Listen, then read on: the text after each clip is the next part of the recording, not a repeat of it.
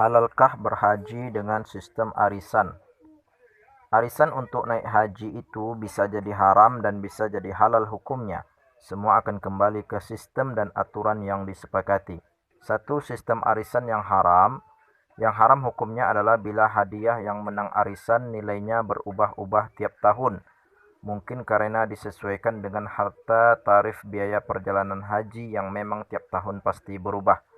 Keharamannya karena di dalamnya terjadi unsur jahalah ataupun ketidakpastian nilai hadiah bagi yang menang, dan adanya unsur ini membuat hadiah arisan haji menjadi tidak ada bedanya dengan judi.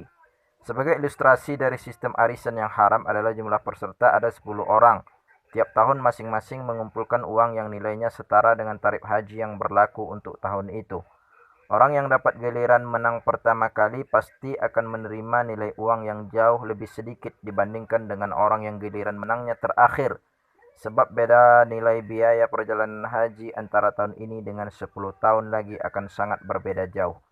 Seandainya kita buat grafik kenaikan harga perjalanan haji mulai dari angka 25 juta, lalu kita anggap tiap tahun akan ada kenaikan sebesar 1 juta, maka tahun kedua biayanya akan menjadi 26 juta.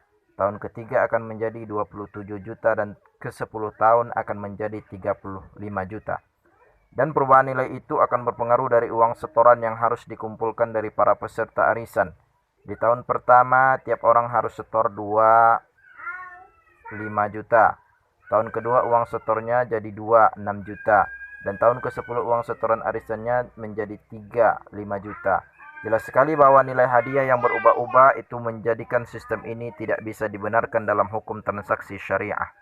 Dua, sistem arisan yang dibenarkan adapun bentuk arisan haji yang dibenarkan adalah bila nilai hadiah yang didapat tiap tahun tidak berubah.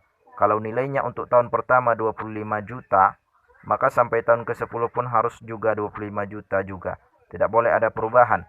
Bahkan meski biaya perjalanan haji tiap tahun berubah, baik bertambah ataupun berkurang, tapi nilai yang seharusnya diterima oleh peserta yang mendapat giliran itu